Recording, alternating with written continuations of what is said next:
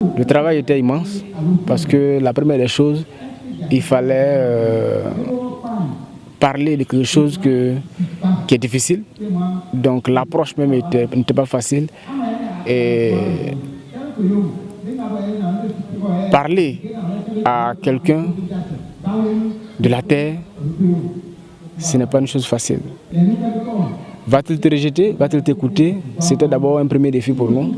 Et c'est pourquoi nous avons recruté nos agents, des fils de chaque village, de sorte qu'ils puissent d'abord être acceptés, parce que c'est les enfants du village, et eux, connaissant bien les problèmes du village, ils seront abordés. Donc le recrutement d'abord, ça a été la première méthode, recruter des fils de chaque village, qui savent lire et écrire.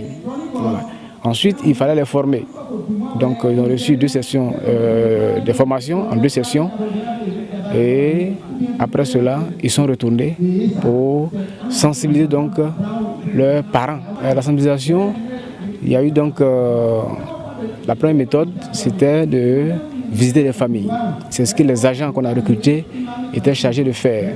Et donc ils passaient donc dans chaque ménage, parler donc des questions foncières, c'est-à-dire du certificat foncier, de ses enjeux, de la délimitation, des territoires et des avantages donc, peut produire donc, la délimitation donc, des territoires des villages.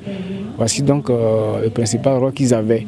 Et donc pour leur travail, ils devaient donc laisser des signes sur chaque ménage pour qu'on puisse se rendre compte de l'effectif de leur travail. Ensuite, l'autre méthode, c'était de faire des regroupements qu'on a appelés animation de masse. Voilà, là où des ménages n'ont pas été visités, quand nous avons l'occasion donc de parler publiquement, on les rassemble donc et on leur donne les mêmes messages que les agents auraient dû passer. Aussi, lorsque nous n'avons pas organisé des réunions et que nous avons l'information qu'il y a une réunion qui se tient dans un village, alors on profite de ces occasions-là pour passer encore les messages. Donc voici les méthodes. Les messages, on le fait par la parole, c'est vrai, mais aussi on a créé une musique spéciale qui parle donc de toutes ces questions de sécurisation des terres. À cela, on a ajouté même un sketch qui a été vraiment apprécié parce que le sketch parle pratiquement de tous les aspects de la sécurisation foncière en langue locale. Les radios, effectivement, ont été d'un grand apport dans cette histoire. Comme je le disais tout à l'heure, ce n'est pas évident de toujours trouver quelqu'un à la maison. Avec les activités de chacun, ce n'est pas évident. Donc là où l'animation des masses n'a pas pu toucher, la radio qu'on peut écouter partout a servi effectivement à toucher un plus grand nombre de personnes. Voilà. Et sur ce point, nous avons travaillé avec la radio de Bokanda, principalement pour la sous-préfecture, la radio de Dimbokro, pour couvrir la zone de Bokanda allant jusqu'à Dimbokro, la radio de Kwasi-Kwasikro, la radio de Dievi et la radio de Bongwanou, radio Moronou, qui elle couvre une plus large zone. Il faut dire que ces radios, non seulement ont couvert Bokanda, mais ont couvert d'autres régions qui ne font pas partie de Bokanda. Et nous pensons que ces régions également ont entendu donc toutes ces questions sur donc, la sécurisation foncière. Nous sommes satisfaits parce que quand nous regardons les intentions, par exemple, qu'on s'est fixées, parce que demander un certificat foncier n'était pas évident à Bokanda. Donc nous avons mis notre énergie dans l'intention, ceux qui ont l'intention de demander. Le premier objectif, c'était de faire une massification des demandes de certificats fonciers. Alors on a pu obtenir 65 demandes de certificats fonciers, alors que depuis l'existence de Bokanda, jusqu'à ce jour, on n'avait que 65 demandes. Et avec la campagne de sensibilisation, sur 2 mois, on a eu 63 demandes. Donc nous avons pensé que c'était bon.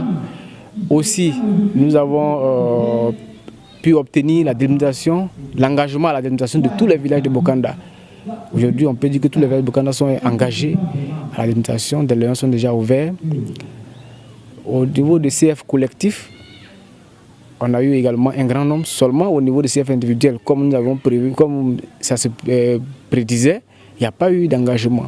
Donc, de manière générale, les gens préfèrent faire le certificat foncier en famille ou, voilà, ou collectif. Voilà. Donc ça aussi c'était quelque chose qu'il fallait vérifier et nous avons pu vérifier cela. Donc en termes d'intention de demande, on voulait vérifier cela et effectivement il y a eu assez d'intention de demande. Aussi l'indicateur qui était aussi important, c'était la cohésion sociale.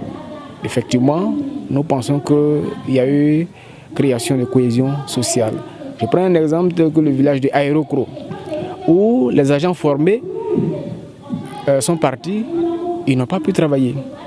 Parce qu'ils ne pouvaient pas parler aux gens, il y avait des conflits, ils n'avaient même pas la possibilité de parler à quelqu'un. Ils nous ont fait appel, nous sommes allés faire une animation de masse, nous avons parlé aux villageois. Et séance tenante, le chef même s'est engagé à demander un certificat foncier et il a engagé le village à demander un certificat foncier. Et à partir de là, nos agents ont commencé à travailler, le village s'est retrouvé. Donc nous pensons qu'il y a eu beaucoup de villages comme ça et c'est un facteur effectivement de cohésion sociale. La population s'est engagée à la certification des terres. Partout où nous sommes passés, en tout cas chaque fois qu'on finissait d'intervenir, on sentait qu'il y avait un changement de mentalité, donc sûrement un changement de comportement qui va donc amener à sécuriser effectivement les terres. Donc pour nous, il y a un véritable changement. Vous arrivez dans n'importe quel village de Bokanda, vous parlez de ces questions, ils vont vous donner des détails, même vous serez surpris. Donc je pense que la population, il y a une satisfaction. Nous sommes en relation avec le ministère de l'Agriculture justement, où nous passons chaque fois pour vérifier est-ce que ceux qui ont montré l'intention de faire, est-ce qu'ils sont vraiment passés. Voilà, donc il y a un schéma qui est prévu. Seulement que le programme, le contrat que nous avions a pris fin. Donc il sera question pour nous de renouveler cela afin de pouvoir avoir les moyens donc, et entrer dans les villages comme auparavant, sillonner pour comprendre